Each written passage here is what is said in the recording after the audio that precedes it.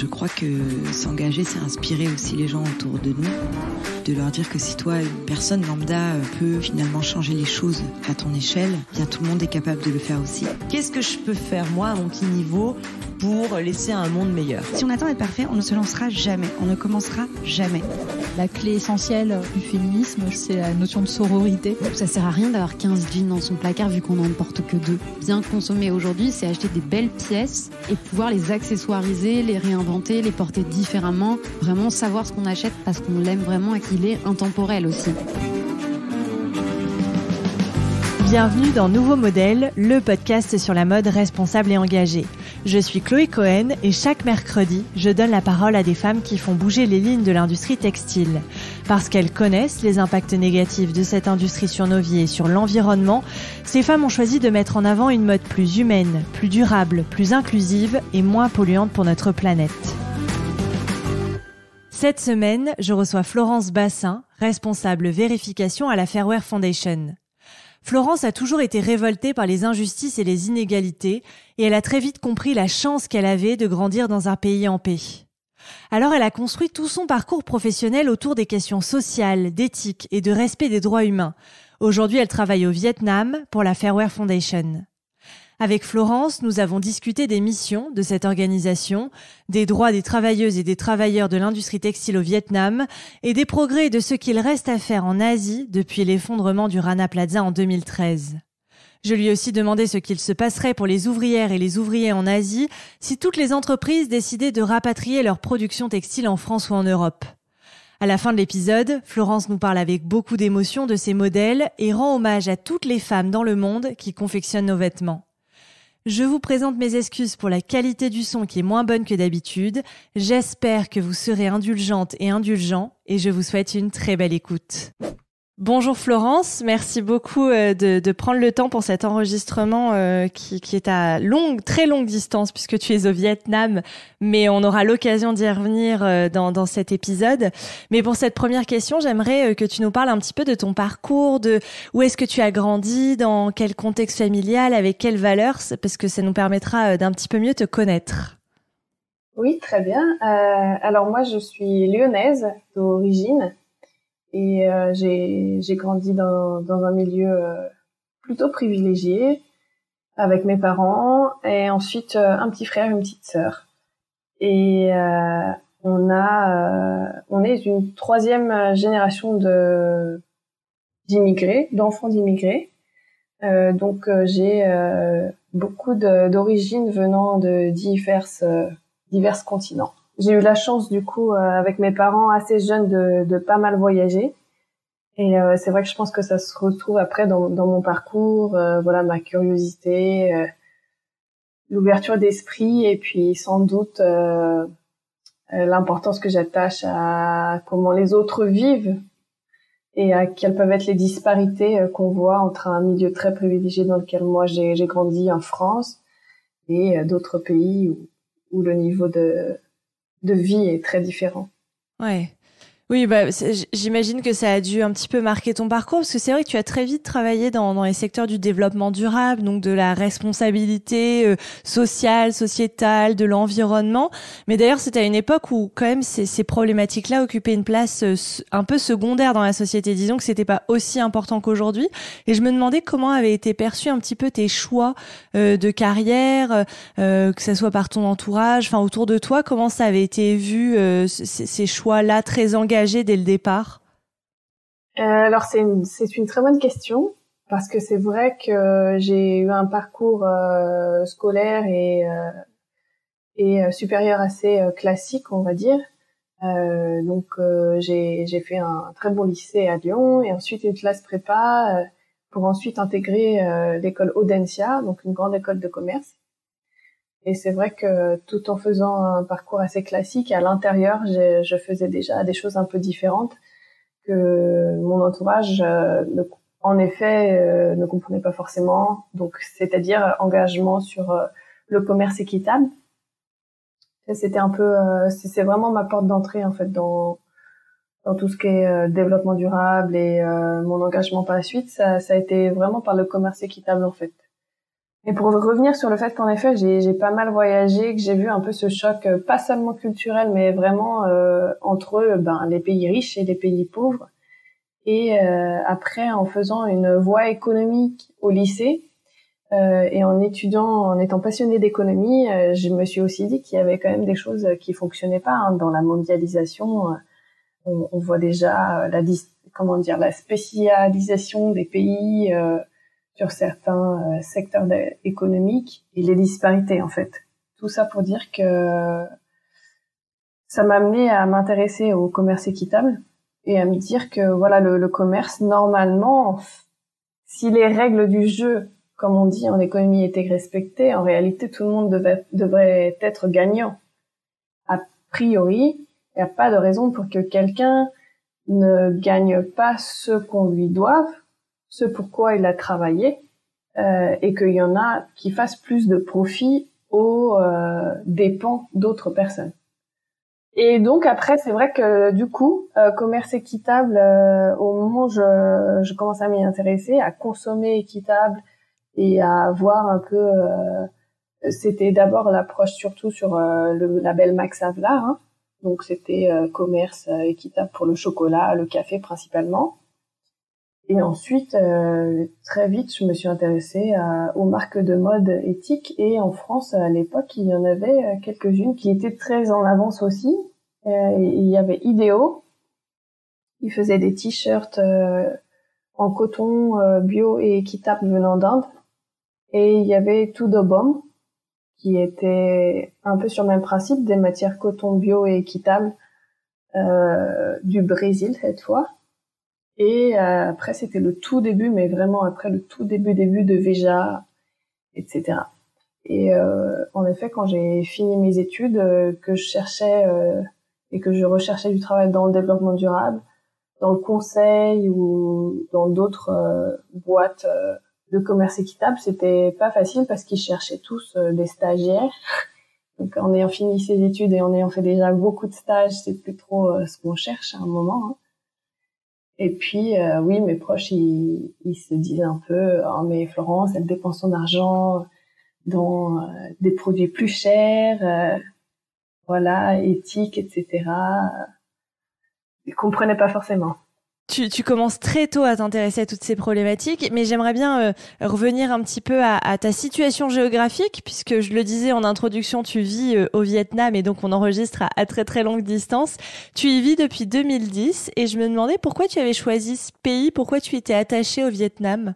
Du côté de ma maman, j'ai des origines asiatiques et depuis que j'étais petite, c'était un peu celle qui ressortait déjà. Pour simplifier, pour mes parents, c'était plus simple de dire qu'on était d'origine vietnamienne. Et après, moi, j'ai voulu revenir au Vietnam à un moment où justement je ne trouvais pas d'emploi dans le développement durable en France.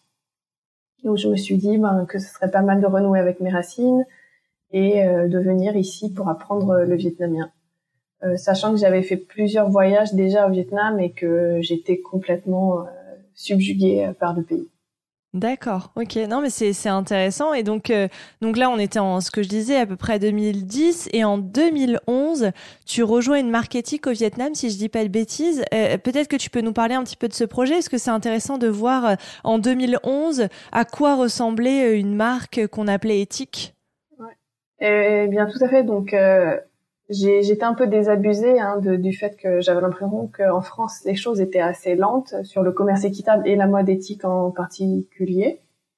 Et il se trouve que j'ai rencontré ici à Saigon une autre vietnamienne française, donc on les appelle les Viet Q, les Vietnamiens de l'étranger. Donc une designer de vêtements qui s'appelle Linda Mai Phung. Et on a vraiment accroché au cours d'un dîner en parlant de mode éthique, en se disant c'est ridicule qu'on réduise le commerce équitable à des t-shirts en coton bio et à de l'alpaga poncho en peau de lama, quoi. Et donc on se disait il faut vraiment qu'il y ait un truc sexy ou en tout cas féminin, moderne. Et qu'on peut vendre de la mode éthique, voilà, on peut vendre de la mode sans exploiter les gens et en essayant d'utiliser les matières les plus naturelles possibles. Donc en effet, Linda Meifunk, ça existait déjà quand j'ai rejoint Linda. Et moi, je l'ai rejoint pour la partie plus business, logistique, développement de la marque. Et en fait, j'ai tout appris, parce qu'on était 2. Plus, ce serait plus équitable de dire 3 avec la responsable de petit atelier dans lequel on produisait les vêtements. Mais donc en gros, on était 3 quasiment à tout faire. Et donc du sourcing au design, à la vente, etc. Et c'est vrai qu'à l'époque, vraiment, on était positionné très très mode par rapport aux autres marques qu'on pouvait voir sur les salons. Donc notamment, il y avait l'Ethical Fashion Show déjà à Paris, mais ensuite nous, on a très vite vendu en Allemagne, puisque ils étaient eux pour le coup déjà plus en avance sur la mode éthique. Donc on vendait pas mal à Berlin, on faisait pas mal de salons en Allemagne. Et voilà, c'était passionnant. Et j'ai tout appris sur la mode, vraiment en ayant vraiment les mains dans le cambouis, comme on dit. Et en 2011, on est avant le Rana Plaza, donc on est aussi avant une certaine prise de conscience mondiale sur les dérives de l'industrie textile. Comment était perçue une marque éthique au Vietnam en 2011 ? Alors, comme je disais, c'est vrai qu'on vendait principalement en Allemagne. Donc, pour eux, c'était quelque chose d'assez... Déjà, ça commençait à être assez dans le vent, de s'intéresser à d'où viennent les produits, comment ils sont produits, etc. Et après, au Vietnam, disons que c'était pas forcément l'aspect éthique qu'on vendait, mais plutôt l'aspect, on est une jeune marque de mode stylée. Et du coup, on avait une certaine renommée pour les produits qu'on faisait, mais c'était pas, disons qu'on communiquait pas forcément sur l'aspect éthique de façon plus forte que ça, en tout cas pour le Vietnam. Je sais pas si la marque existe toujours, mais toi, je sais pas si t'as arrêté de collaborer sur ce projet, pour quelles raisons ? Donc on a arrêté la marque il y a quelques années. Donc on a fait 5-6 ans à peu près. Et les raisons, c'est que en fait, malgré mon background d'école de commerce, c'est vrai qu'on a un peu fait beaucoup de trials and errors. Donc on a fait un peu comme une start-up, alors qu'en fait on était une marque de mode, et en fait on faisait un peu voilà ce qui nous faisait gagner de l'argent au quotidien. Mais du coup, c'est vrai qu'au niveau de la stratégie, c'était assez compliqué d'avoir quelque chose d'assez solide. Et puis au-delà de ça, moi du coup, ça me posait un peu un problème de conscience aussi sur la fin, parce que je me disais, en gros, vraiment pour en vivre, il faut vraiment que je vende beaucoup plus. Et comme mes valeurs, c'était quand même plus ce qu'on appelle maintenant la slow fashion, mais bon voilà, la consommation responsable, etc. Ça me titillait déjà un peu de me dire ça colle pas vraiment avec moi ce que je veux faire. Cette marque, je sais moi comment elle est produite, etc. Mais pour en vivre, il faudrait que je vende plus. Et j'ai pas forcément envie de mettre beaucoup plus de vêtements sur le marché qu'il n'y a déjà. Ouais, non, mais c'est intéressant cette réflexion. C'est une question que je pose parfois à mes invités, un peu sur quand on crée une marque de mode, qu'on vend des vêtements, mais qu'en même temps on a des valeurs éthiques, de protection de la planète, d'environnement, ce genre de choses. C'est parfois difficile de lier tout ça. Donc c'est intéressant que tu le soulignes de toi-même. Et je me demandais d'ailleurs à quel moment toi tu as pris conscience des dérives de l'industrie textile. Comment elle s'est passée ta prise de conscience sur vraiment cet aspect-là, enfin vraiment sur l'industrie textile en tant que telle? Alors pour moi c'était plus graduel, il n'y a pas vraiment eu un déclic comme certaines personnes qui en effet ont vu les nouvelles du Rana Plaza et ça les a bouleversés, etc. Je pense que en effet en baignant un peu dans le milieu du commerce équitable, ensuite j'ai travaillé dans la microfinance, donc disons toutes ces questions j'ai un peu grandi professionnellement avec, quoi. Donc je dirais pas qu'il y a eu vraiment un déclic, mais quand j'ai fait mon premier stage dans le commerce équitable à l'association Equisol à Lyon, c'est vrai que j'étais exposée, j'avais rencontré Veja, comme je disais, donc les tout débuts de Veja, puis je lisais beaucoup de ressources et de documents et d'infos qui venaient un peu de toutes les associations. Oui, j'avais aussi lu pas mal de choses éditées par le collectif de l'éthique sur l'étiquette, donc sur le voyage notamment du vêtement. Voilà, le fait que c'est pas juste produit dans un pays, mais ça fait le tour du monde. Quelle est l'empreinte écologique et donc voilà, les aspects qui étaient pas forcément liés au social, mais à l'écologie. J'ai aussi petit à petit, voilà, en baignant un peu dans le milieu, quoi. Pour moi, c'était quand j'ai découvert qu'il y avait un ethical fashion show en France, j'étais à fond. Je trouvais ça génial et je me disais voilà, ça c'est ça, quoi. Tout le monde doit faire ça. Mais malheureusement, c'était un peu tôt et puis voilà, les marques dont je parlais tout à l'heure, malheureusement, elles étaient là un peu tôt. Idéo, Todo Bomb, elles ont fermé alors que c'était super, quoi. C'était ouais, le marché n'était pas encore assez prêt. Et je me demandais aussi, quelle est la situation actuelle de l'industrie textile au Vietnam? Est-ce qu'il y a des particularités? Est-ce que... Je ne sais pas si tu peux nous en parler. Ça peut peut-être être intéressant pour la suite, parce qu'on va parler un peu des organisations pour lesquelles tu travailles, mais je me demandais déjà les particularités de cette industrie au Vietnam. Alors, au Vietnam... quand vous achetez des chaussures de sport, déjà, de grandes marques, en général, c'est souvent made in Vietnam. Donc, il y a pas mal de chaussures de sport. Il y a pas mal d'articles de sport aussi. Donc, on est sur une industrie qui fait de la mode et du sport, mais on n'est pas, contrairement au Bangladesh, sur des produits basiques comme du t-shirt simple. Donc, ça, c'est pour ce qui est on va dire, de quel type de production. Donc, voilà, sport, équipement de montagne, etc.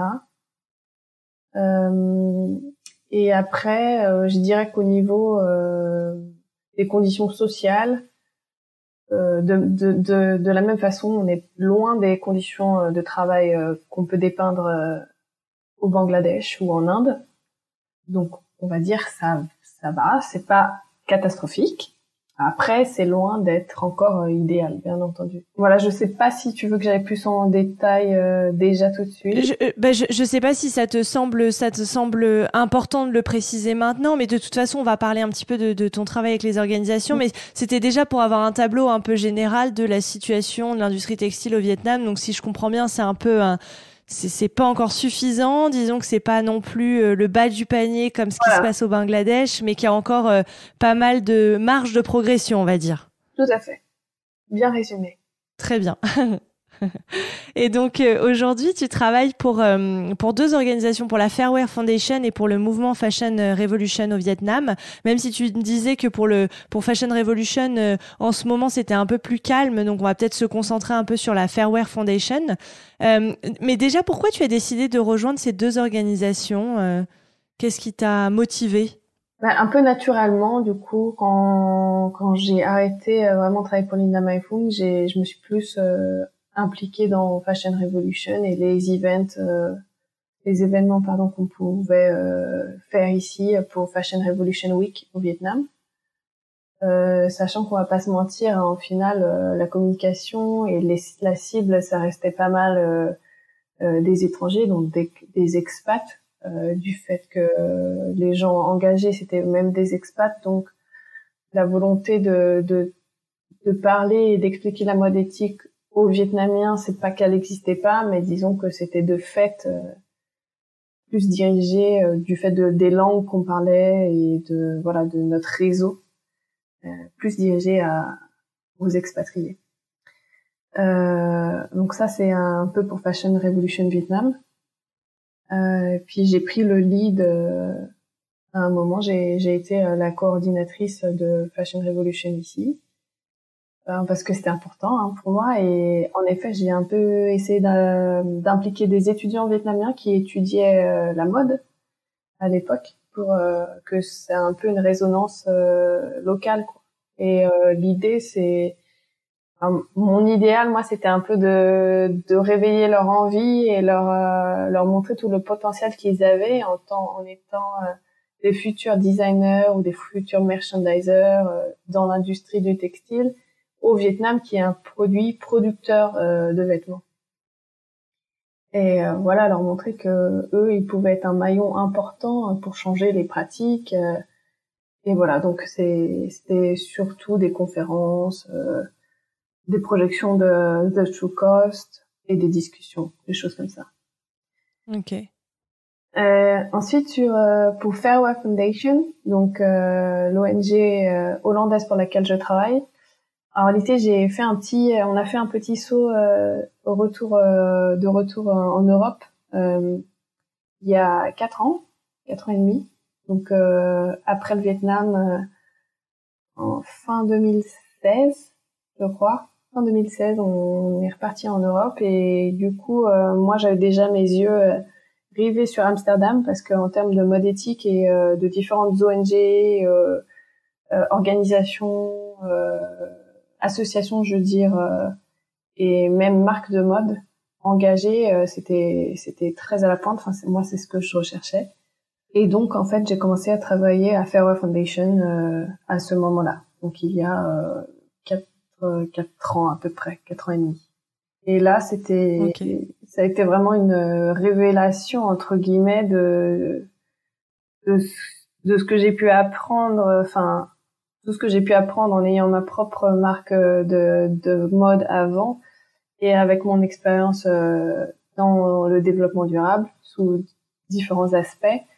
Là, c'était vraiment allier les deux et c'était vraiment super intéressant et je me suis vraiment sentie à ma place, quoi. Et tu fais quoi pour la Fairwear Foundation précisément? Alors j'ai eu pas mal de postes différents. Alors Fairwear Foundation, c'est une organisation multi-parties prenantes en français, une initiative de plusieurs parties prenantes. Ce serait ça la traduction exacte. Et ce qu'on entend par là, c'est que dans les membres fondateurs et les membres qui sont au board de Fairwear Foundation, ce sont des ONG et aussi des organisations des marques de mode et des fédérations de syndicats. Donc quand on dit multiparties prenantes, ça veut dire qu'en gros, on a représenté tous les différentes parties prenantes qui existent dans l'industrie de la mode pour que tout le monde ait son mot à dire et qu'on puisse avancer ensemble. Le but, c'est pas d'avoir une organisation experte qui a à y dire aux autres comment il faut faire. Nous, notre approche, c'est vraiment intégrée, c'est de parler à tout le monde et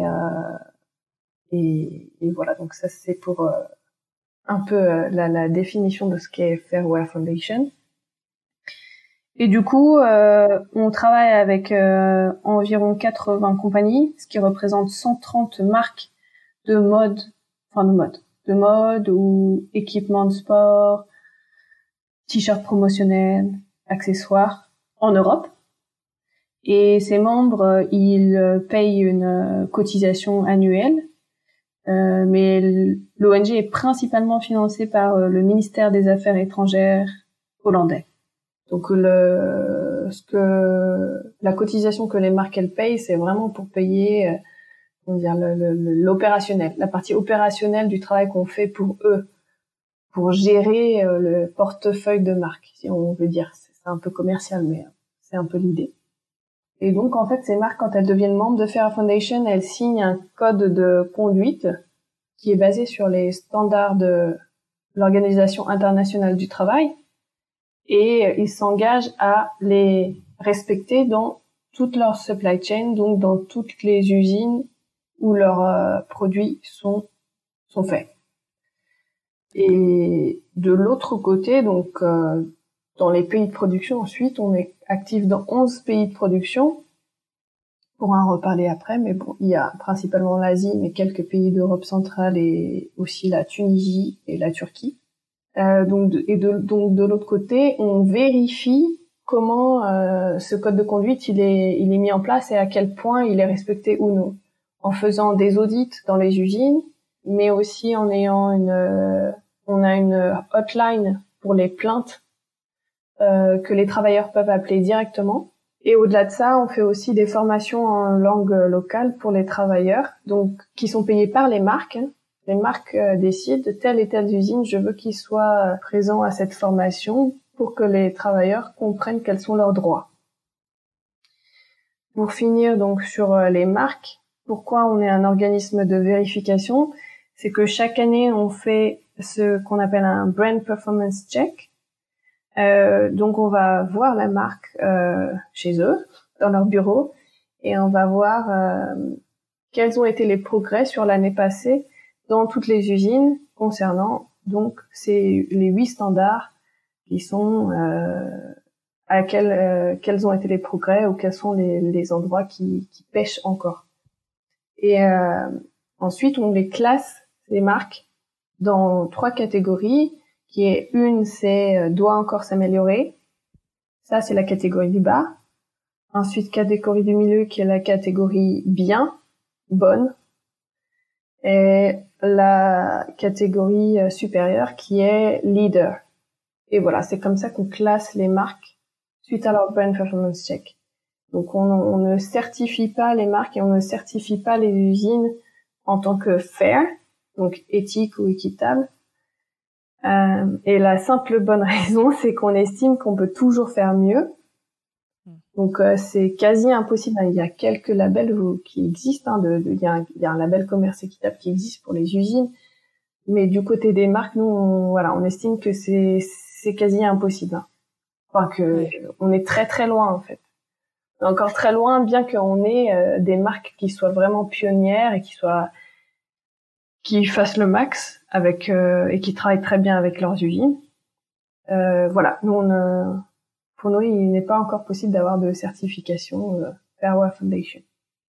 Ouais, non, mais c'est intéressant de dire ça parce que je suis assez d'accord. On peut toujours faire mieux et on n'atteint jamais la perfection, certainement pas dans cette industrie. Et donc toi, tu te concentres sur le Vietnam, à la fois côté marque, à la fois côté atelier. Comment ça se passe pour toi? Du coup, j'ai commencé en effet du côté marque quand j'étais à Amsterdam. Donc j'étais responsable. Je suivais et j'étais en communication avec environ 5 marques. Donc je suivais en gros au quotidien ce qu'ils allaient faire, le prochain audit que vous allez avoir en Chine, la formation, telle plainte que vous avez eue, puis ensuite la préparation à ce fameux brand performance check. Quels sont les indicateurs qu'on va suivre, etc. Donc tout ça, c'est sur le site de Fairware Foundation. C'est visible, les résultats de tous les brand performance checks sont visibles. Et puis d'ailleurs, j'en profite pour citer quelques marques parce que ça sera un peu plus concret pour les gens qui nous écoutent. Il y en a beaucoup que les Français ne connaissent pas parce que c'est beaucoup de marques hollandaises et allemandes. Mais on a pas mal de marques d'équipements de sport, comme je disais, surtout de montagne. Donc pour les férus de montagne, ils connaîtront peut-être les marques que sont Hagloves, Jack Wolfskins, il y a Mountain Equipment, Vaude qui fait pas mal de sacs à dos, des choses comme ça.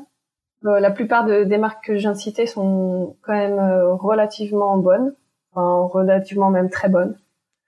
Et la raison pour laquelle elles sont aussi mieux cotées d'un point de vue, du point de vue de notre entre guillemets notation, c'est parce que les marques qu'on appelle de outdoor, donc de sport ou là d'équipement de montagne, elles collaborent beaucoup entre elles dans les usines où elles travaillent. Donc ça veut dire que parfois quand il y a un problème dans une usine, elles vont discuter entre elles pour savoir comment, ensemble d'une seule et même voix, elles peuvent dire à leur fournisseur, voilà, il y a tel souci, on va travailler ensemble pour régler le problème. Car c'est quelque chose qu'on sait assez peu en fait quand on est consommateur, mais en fait on s'imagine que Nike a une usine Nike. Et en l'occurrence, pour Nike, ça peut être vrai parce que c'est une très très grosse marque avec beaucoup d'argent. Mais si vous prenez la plupart des marques que vous connaissez et que vous consommez, des magasins que vous voyez dans la rue et dans les centres commerciaux, c'est très rare en fait que toute une usine produise 100% de sa production pour une seule marque. Ce qui fait qu'en réalité, quand on dit et quand on se dit mais les marques quand même, elles pourraient faire des efforts pour mieux payer les gens et pour que que les travailleurs soient bien traités. En réalité, il faut être conscient que si vous êtes une petite marque, et je parle même pas petite, quand je dis petite, c'est déjà quand même plusieurs millions de chiffres d'affaires. Hein. Pour être membre de Fair Foundation, c'est pas des si petites marques que ça non plus.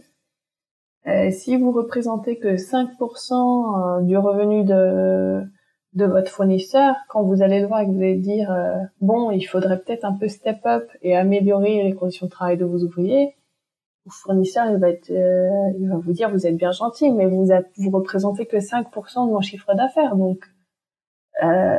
oui, ok, je vais faire les audits parce qu'il faut les faire, enfin, ils ont pas trop le choix, hein.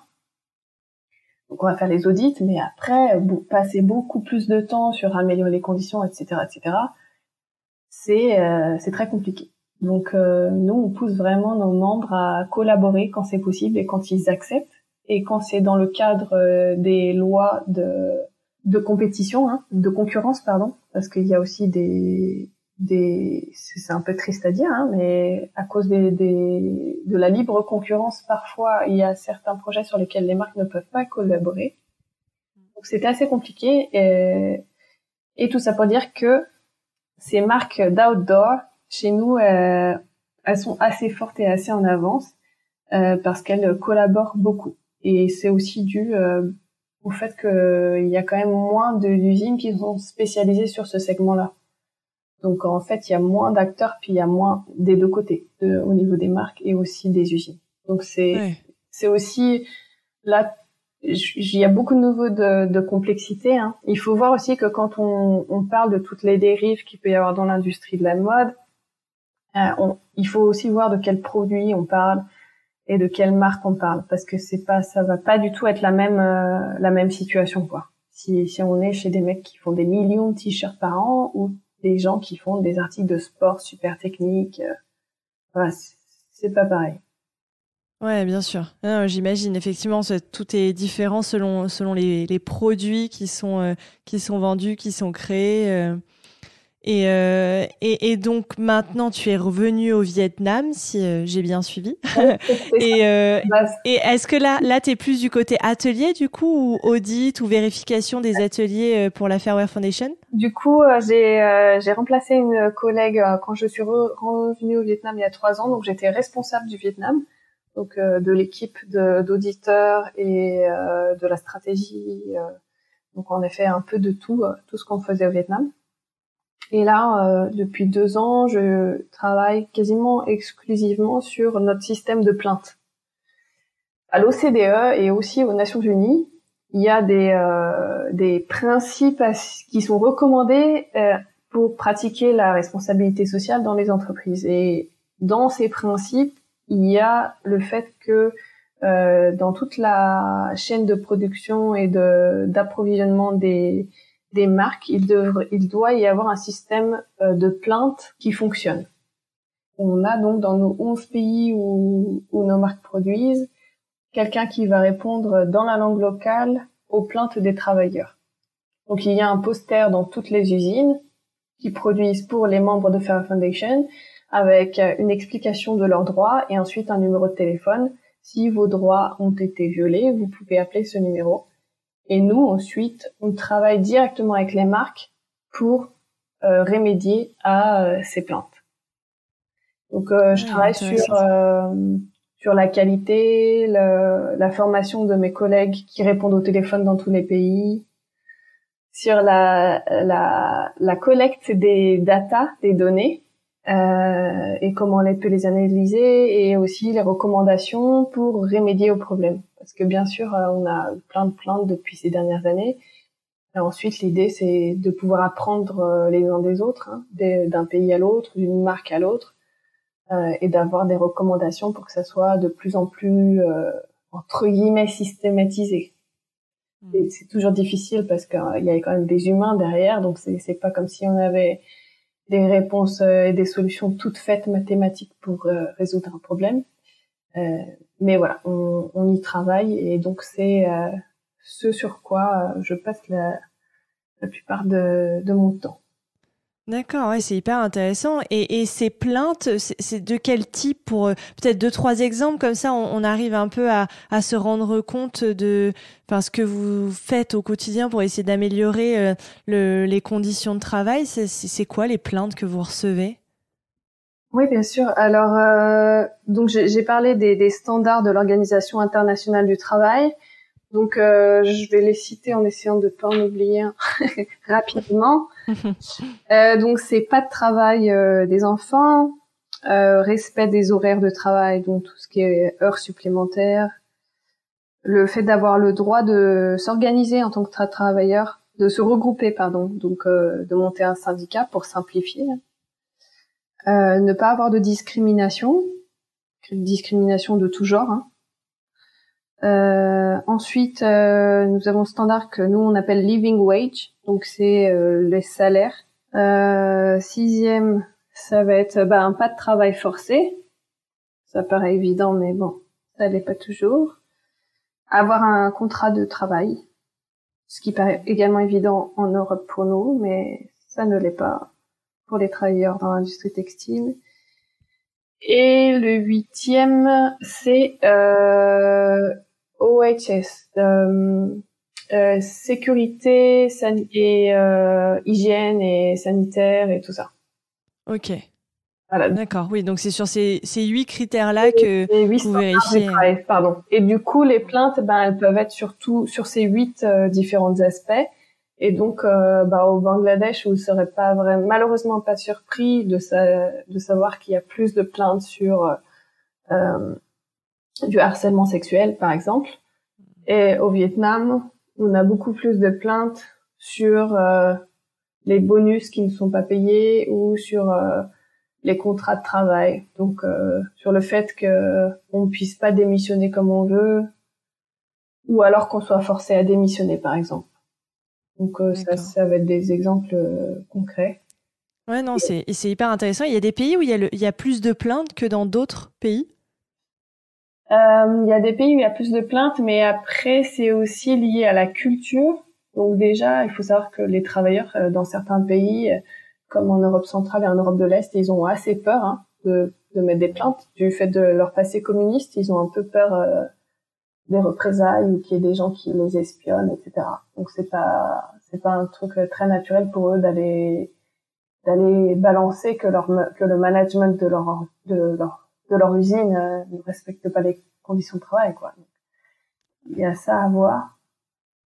Et puis après, il y a aussi plus de plaintes souvent après que nos équipes aient fait des formations dans les usines, parce que du coup les travailleurs ils sont au courant et après ils se disent il y a ça et ça et du coup ils décrochent leur téléphone. Donc voilà, en gros ce que je veux dire c'est que le nombre de plaintes il est pas vraiment symptomatique ou révélateur des problèmes dans les pays. C'est plus est-ce que les gens osent appeler ou pas et ouais, c'est vrai. C'est vrai que je me rendais pas compte. Et est-ce qu'ils font confiance aussi au système? Donc parce que parfois ils savent pas forcément qui c'est qui répond à la hotline, ils se disent que c'est la marque, ils savent pas si c'est une autre ONG, etc. Donc voilà, mais globalement ce que je veux dire c'est qu'en gros il y a pas moins de problèmes dans un pays que dans un autre. Et par contre la nature des problèmes des plaintes peut être un peu différente en effet. Donc plus sur les heures sup non payées en Chine par exemple, voilà. Et en Birmanie, Myanmar, c'était plus plus de plaintes sur le fait que les travailleurs n'aient pas le droit de se syndicaliser, ou alors que les travailleurs qui essayent de se syndicaliser se font virer. Donc voilà, ça par exemple c'est plus au Myanmar. Ouais. Ok. Et là, donc, j'ai 2 questions qui me viennent en tête. La première, ce serait sur les audits, un petit peu sur la vérification des ateliers. Comment ça se passe concrètement? Vous prévenez pas? Comment Quand vous allez vérifier un atelier pour savoir si vous pouvez, enfin, si dans quelle catégorie il va rentrer, est-ce qu'il respecte les 8 critères dont on a parlé juste avant, enfin, comment ça se passe concrètement? Alors, on prévient toujours quand on fait un audit. En fait, c'est même pas nous qui prévenons, hein, c'est la marque. Ce qu'il faut savoir, c'est que nous, on est très présents sur le terrain, certes, mais on estime que c'est toujours à la marque. Donc, parce que le pouvoir, il est du côté de l'argent. Hein, je simplifie un peu, hein, mais nous, notre idée, c'est quand même fondamentalement ça, c'est de changer un peu les règles du jeu, et sachant que le pouvoir, il est du côté quand même des acheteurs qui payent ces usines. On veut que ça soit vraiment eux qui aient une bonne communication et une bonne relation avec leurs usines. Donc quand il y a des soucis ou quand il y en a pas et qu'il va y avoir un audit, tout ça, ça doit être communiqué de la marque à son fournisseur. Donc nous, on peut faciliter. Hein, je dis pas que ça n'arrive jamais que ça soit nous qui appelons l'usine, hein, pour fixer le rendez-vous, mais c'est quand même important cette chaîne de communication. Ouais. Donc on fait pas d'audits qui ne sont pas annoncés, à part éventuellement on peut faire des visites non annoncées s'il y a vraiment des suspicions de choses très graves, hein, comme du harcèlement sexuel ou du travail des enfants. Mais sinon les audits sont annoncés, et puis on a une équipe de 3 personnes, donc il y a un superviseur de l'équipe, il y a une personne spécialisée dans ce qu'on disait avant, donc santé sécurité, et une personne qui va souvent plus analyser les documents, les salaires, les fiches de paie, tout ça.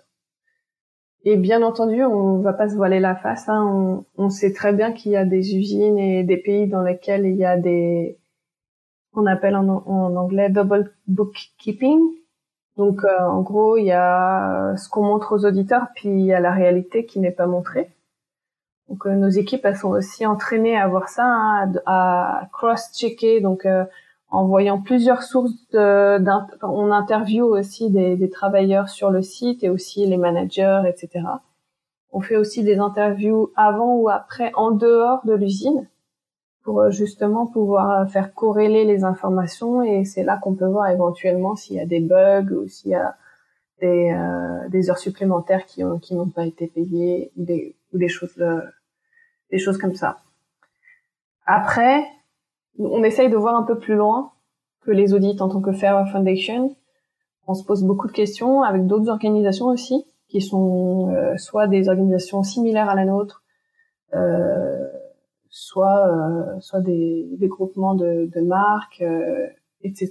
Donc à l'international, pour voir est-ce qu'on peut pas aller plus loin que les audits. Ce qu'il faut savoir, c'est que là déjà les audits, si vous avez, je disais, hein, vous êtes une usine et vous avez travaillé pour 10 marques différentes, vous avez 10 audits à faire par an. J'exagère un peu, hein, on va dire 8, j'en sais rien. Mais bon, ça prend beaucoup de temps.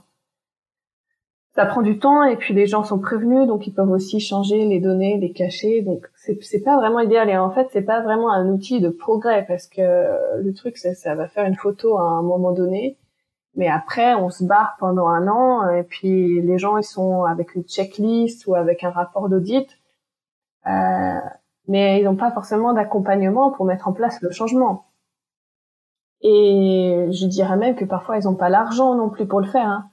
Parce que si on dit à une usine de mettre des portes anti-feu, c'est bien gentil, mais si les marques, elles payent pas, c'est quand même à l'usine de prendre ses coûts en charge.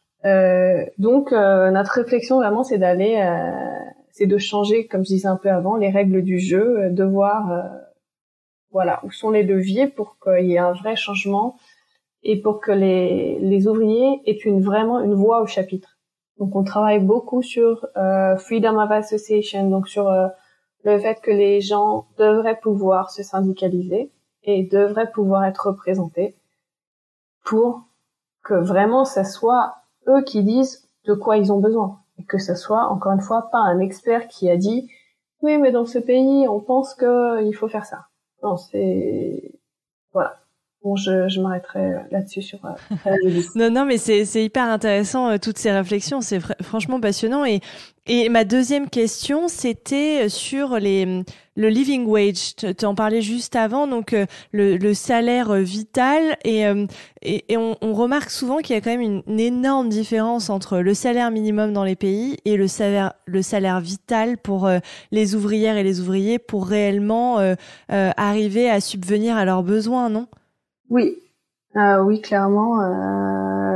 Le salaire minimum, il est loin de ce dont les individus et les familles ont besoin pour survenir à leurs besoins. Et là aussi, on travaille pas mal avec nos marques. Et certaines marques qui ont rejoint une sorte d'atelier un peu plus particulier pour avancer vraiment sur ces problématiques et voir aussi comment redistribuer de l'argent, c'est-à-dire que même si les consommateurs et les marques voulaient payer plus, comment on fait aussi pour trouver cette marge, donc peut-être chez les consommateurs en vendant légèrement plus cher, ou peut-être dans la compagnie en réduisant les coûts marketing. Bon, voilà, ça c'est qu'un exemple parmi des dizaines. Mais aussi de l'autre côté, comment on fait pour quand on a déduit les taxes, quand l'usine elle a payé ses frais fixes d'électricité, d'eau, etc., pour être sûr que ce delta supplémentaire aille vraiment dans la poche des travailleurs.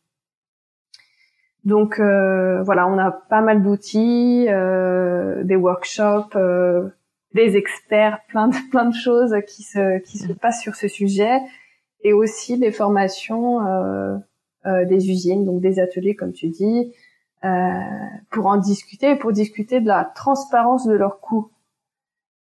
C'est-à-dire que là aussi, en fait, on est vraiment sur dans certains pays et certains modèles où il y a vraiment une négociation entre la marque et l'usine qui est allez, vas-y, tu me fais 1 million de t-shirts à ce prix-là et puis basta.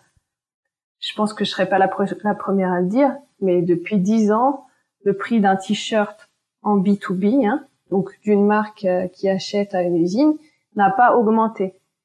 Alors que le prix du coton a augmenté et le prix du coût de la vie des travailleurs, bien sûr, il augmente aussi. Idéalement, ce qui serait génial, c'est vraiment ça, c'est qu'en fait, si les marques et les usines peuvent travailler main dans la main et être honnêtes l'un avec l'autre, c'est-à-dire que le mec il dit bon ben moi je suis telle marque, moi ma marge c'est ça et puis moi je vais vendre ce produit à temps, mais que l'usine soit aussi transparente de l'autre côté pour qu'on puisse voir justement encore une fois combien va vraiment aux ouvriers et aux ouvrières et comment on peut se dire bah voilà, toi en tant qu'usine du coup tu dois trouver cet argent quelque part, ou alors nous en tant que marque on peut te soutenir, mais si on ne sait pas combien va comme je disais à l'électricité pour faire tourner tes machines, ça va être aussi difficile de savoir comment augmenter les prix. Donc on a des outils comme le coût du travail par minute, par exemple. Donc c'est vraiment très précis pour se dire voilà, cette veste, la durée, il faut 20 minutes ou 50 minutes pour la faire et le coût d'une minute de travail, ça coûte tant. Donc tout ça, c'est très, c'est assez technique et puis encore une fois, ça devrait se faire dans la discussion des gens et des acteurs concernés. Ouais. Oui, c'est vrai que ce serait bien que, en fait, la transparence, ce soit pas seulement la marque envers les clients et les clientes finaux, au final, ce soit aussi entre la marque et son usine, quoi. Ouais. Non, mais c'est intéressant. Et tu vas me dire si je me trompe, mais quand j'ai regardé ton parcours, il me semble qu'en 2016, au moment donc où vous rentrez en Europe, tu travailles au niveau de la Macédoine aussi. Enfin, tu es responsable de cette zone-là. Oui. Et justement, quand j'ai vu ça dans ton parcours, j'ai essayé de me renseigner sur les conditions de l'industrie textile en Macédoine pour voir un peu ce qu'on en disait. Et j'ai regardé un documentaire d'Arte qui montrait que les conditions étaient complètement déplorables et que certaines ouvrières gagnent aussi parfois moins qu'au Bangladesh en Macédoine. Et donc, c'est là où on se rend compte aussi que le Made in Europe, c'est pas du tout synonyme de bonnes conditions de travail, quoi. Tout à fait. J'étais aussi contente de voir cette question et puis de voir celle qui éventuellement suit sur le Made in France. En effet, en Macédoine ou en Bulgarie, en Roumanie, les salaires sont bien inférieurs à ceux des ouvriers en Chine. Après, la main-d'œuvre est beaucoup plus âgée, donc c'est très différent comme conditions de travail et comme marché du travail.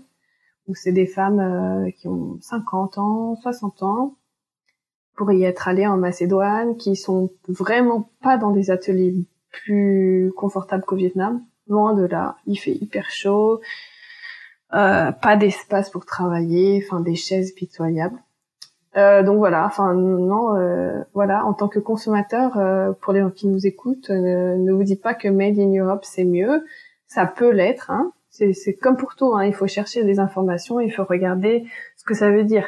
De la même façon que si vous voyez Made in China ou Made in Bangladesh, si je me fais l'avocat du diable entre guillemets, ça veut pas dire que c'est fait dans des conditions déplorables. Ouais, non, le made in n'est pas du tout synonyme de bonnes ou mauvaises conditions, mais c'est là où c'est compliqué pour les consommatrices et les consommateurs, parce qu'on nous dit, bon, bah, c'est made in Bulgarie, j'en sais rien, enfin, on made in Europe. Donc, on se dit, bon, peut-être que ça veut dire que ça, enfin, comment on fait pour savoir si les gens qui ont fabriqué le vêtement que je m'apprête à acheter ont été correctement traités, quoi. C'est ça aussi qui est compliqué, parce que nous, on n'a pas une vue sur l'usine. Ah, bah, bien sûr. C'est compliqué et c'est là que je pense ces dernières années et puis avec la crise du Covid, je pense que c'est toutes ces questions de traçabilité et de transparence grâce et avec les nouvelles technologies vont vraiment prendre une autre ampleur. Donc il y a déjà des startups qui commencent à mettre en place des choses pour suivre même d'où vient le tissu, etc. Et donc voilà, en tant que consommateur, malheureusement, en vrai, il faudrait faire vraiment beaucoup de travail, pas seulement aller sur le site internet de ces marques, mais vraiment limite discuter avec elles, etc. Mais sur le site de Fairwear, si vous parlez, vous pouvez lire l'anglais. Il y a aussi beaucoup de détails sur la situation de tous les pays dans lesquels on est actif. Donc si ça vous intéresse, vous pouvez aussi voir. Voilà, commencer au Bangladesh, comment ça se passe en Indonésie. Ouais, génial. Je mettrai de toute façon le lien direct vers le site dans les notes de cet épisode. Et pareil sur le Made in Asia, alors même si on l'a dit, tu l'as très bien dit, enfin je veux dire la Chine c'est différent du Vietnam, c'est différent du Bangladesh, de l'Inde, enfin c'est difficile de parler d'une zone comme ça homogène, mais depuis le Rana Plaza en 2013, comment la situation a évolué en termes de sécurité, de législation, parce qu'il y a eu des accords sur la sécurité, ce genre de choses. Comment, toi, tu perçois tout ça? Est-ce que tu as l'impression qu'on a quand même évolué dans le bon sens, que la situation de l'industrie textile s'est améliorée dans ces pays qui ont été compliqués? Parce que je lisais récemment un article où une ouvrière dans une usine dans laquelle travaille H&M a été violée. Je ne sais plus dans quel pays, il me semble que c'était l'Inde ou le Bangladesh, mais je me trompe peut-être, donc je remettrai pareil le lien vers l'article. Donc bon, il y a encore énormément de travail à faire, mais est-ce que toi, tu as l'impression quand même qu'il y a eu des efforts en termes de sécurité, de législation pour l'industrie textile dans ces pays où il y a eu le Rana Plaza, où ça a été très compliqué? Alors je ne m'avançais pas, je veux pas que tout ce que je dis soit pris pour argent comptant, parce que je suis pas une experte du sujet. Bien sûr. Mais en tout cas, pour le Bangladesh, oui, il y a eu beaucoup d'améliorations pour les gens et les collègues avec qui je travaille. Donc, au niveau de la sécurité, ça c'est sûr. Au niveau de la compliance, la mise à jour et la mise à niveau de la sécurité des bâtiments, il y a eu, on partait vraiment de loin, hein, donc il y a eu beaucoup de progrès. Et les discussions sur les fins de l'accord, d'ailleurs, ont bien montré que les ouvriers et les ouvrières elles-mêmes étaient inquiètes de la fin de ce projet. Donc, ça veut dire qu'il y a eu vraiment nettement des progrès. Après, je pense en effet, tu parlais d'un viol, donc tout ce qui est harcèlement sexuel et violence faite aux femmes, que ce soit physique ou psychologique, là, ça existe malheureusement encore beaucoup dans beaucoup de pays, et ce sont des sujets très compliqués à expliquer et puis à en parler, hein, en tant que victime. Donc là-dessus, Ouais. On a aussi des projets, beaucoup de formations, des partenariats, et des études pour parler de ça. Mais c'est encore quelque chose qui fait partie du quotidien de beaucoup d'ouvrières. Donc il y a des progrès sur certains points, et puis d'autres, pareil, selon les spécificités des pays, c'est plus ou moins bien. Oui, Ou moins. Je me doute. De toute façon, c'est compliqué. Comme je disais, c'est pas du tout une zone homogène, donc c'est un peu au cas par cas. Et aujourd'hui, on assiste quand même à un regain d'intérêt pour la fabrication locale, hein, pour le Made in France. Il y a quand même toute cette mouvance-là où on se dit ce serait bien d'avoir cette industrie à nouveau, qu'on fabrique tout à nouveau en France. Mais imaginons que toutes les entreprises décident de rapatrier leur production en France ou en Europe, hein, plus largement. Qu'est-ce qui se passerait pour les ouvrières et les ouvriers de l'industrie textile en Asie ? Si du jour au lendemain, toutes les entreprises décidaient de rapatrier leur production dans leur pays et de façon locale. Mais ça aussi, merci de poser cette question, Chloé, parce que je pense que on idéalise beaucoup ce Made in France, le fait de rapatrier la production, de créer des emplois localement. Et il faut quand même que les gens soient assez réaliste, hein. C'est des millions de femmes dans le monde et en Asie et dans le monde entier qui n'ont pas choisi de faire ce métier, hein, mais qui font vos vêtements. Et on voit très bien déjà, on n'a pas besoin même d'attendre que ce changement se fasse. On voit très bien avec une crise du Covid ce que ça peut créer, hein. Des gens qui n'ont plus de travail, qui n'ont plus rien. Si vous voulez, c'est des gens pauvres qui n'ont pas forcément choisi de faire ce métier, hein. Donc des millions d'emplois, qu'est-ce qui se passera? On sait pas. On sait bien que ça va évoluer aussi. Si c'est pas le Covid ou si c'est pas le rapatriement de ces industries vers chez nous, ça sera peut-être la robotisation. Donc, il y a ces grandes problématiques, on va y être confronté. Enfin, les grandes marques, ils commencent bien à voir qu'il y a une limite à ces systèmes de production et à ne reposer que sur de la main-d'œuvre pas chère. Mais en attendant, voilà, c'est une industrie qui est créatrice de millions d'emplois. Donc, j'ai pas de réponse, mais ouais, c'est... Oui, c'est à garder en tête, quoi. Voilà, évidemment, d'un point de vue environnemental, de se dire que le t-shirt a fait le moins de kilomètres possible, évidemment, c'est un intérêt. Mais c'est vrai que on peut pas oublier. Enfin, je pense que l'environnement et le social sont deux facteurs à lier ensemble et on peut pas traiter l'un sans traiter l'autre. Et du coup, on peut pas oublier ce facteur-là et toutes ces personnes qui travaillent. Et alors oui, ce sont des conséquences de la colonisation, de plein de choses qui ont fait que ce sont des personnes à l'autre bout de la planète qui fabriquent nos vêtements. Mais aujourd'hui, c'est la situation actuelle. Et donc, on peut pas du jour au lendemain se dire, on rapatrie tout et puis tant pis pour ces personnes-là, quoi. Ouais, je pense que t'as bien résumé les enjeux et puis encore une fois, hein, c'est pour titiller les gens, mais franchement, est-ce que vous vous posez la même question quand vous achetez vos téléphones et vous avez vos appareils électroniques, etc., que vous utilisez tous les jours? Ils sont pas faits en France, hein. Je vais vous le dire. Vos iPhones, ils sont pas faits en France. Votre four micro-ondes, il est sûrement pas fait en France. Votre prise électrique, votre chargeur, votre keyboard, votre souris d'ordinateur. Donc oui, enfin, en gros, voilà. Non, oui, c'est complexe, mais non, mais de toute façon, il n'y a pas de réponse bien établie à cette question, mais je pense que c'est important de l'avoir en tête, quoi. Voilà, de pas oublier cet aspect-là. Et alors, on arrive à la dernière question rituelle du podcast que je pose à toutes mes invitées. Est-ce que tu as des modèles dans la vie? J'ai réfléchi à cette question et je proposais de la détourner un petit peu en demandant aux auditeurs et aux auditrices de fermer leurs yeux et d'imaginer qu'ils vont ils vont travailler aujourd'hui, qu'il fait vraiment très très très chaud et qu'ils vont être assis sur un petit banc en bois et qu'ils vont coudre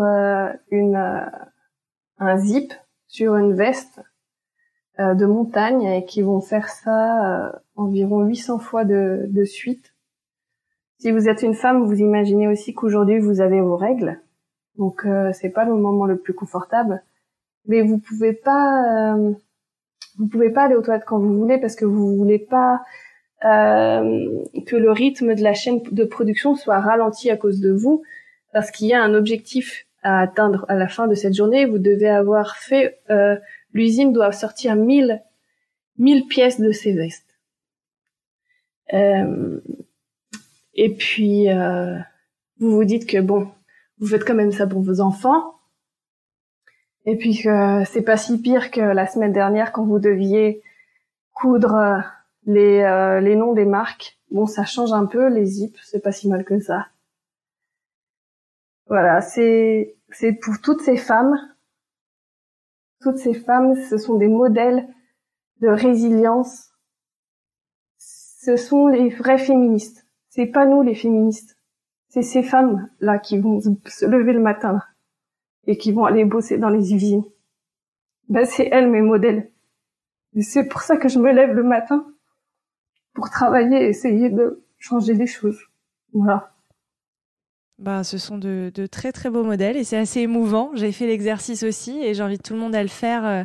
Effectivement, ça remet un peu tout dans son contexte et ce sont de magnifiques modèles. Donc on va tout faire en tout cas pour penser à elles. Enfin, en tout cas, j'essaie au maximum de penser à elles quand j'interroge aussi les femmes sur ce podcast. Donc merci de le rappeler et puis merci d'avoir répondu aussi honnêtement et avec autant de transparence et de passion à toutes les questions. Désolée pour le tremblement de la voix. Non, t'as pas à t'excuser. Hein, c'est ça aussi la beauté du son et du podcast, c'est qu'il y a beaucoup d'émotions qui passent quand on discute comme ça pendant plus d'une heure sur ces sujets. Forcément, ça fait remonter plein de choses. Donc merci à toi, surtout d'avoir partagé tout ça avec nous. Je me permettrai quand même une dernière dédicace en disant Bien que sûr. Mes modèles dans la vie sont quand même mes parents. Très bien. Là aussi, ce sont des beaux modèles. Donc merci beaucoup pour tout ça. Merci beaucoup Chloé. Merci à Florence d'avoir participé à cet épisode de Nouveaux Modèles et merci à Thomas Langlin, notre ingénieur du son. Si vous aimez l'émission, dites-le moi avec des mots doux et des étoiles sur vos applications préférées et parlez-en autour de vous, c'est ce qui m'aide le plus à faire connaître le podcast. Pour ne louper aucun épisode, rejoignez-nous sur Facebook, Twitter et Instagram @nouveaumodèle.podcast. Je vous dis à très bientôt pour rencontrer un nouveau modèle.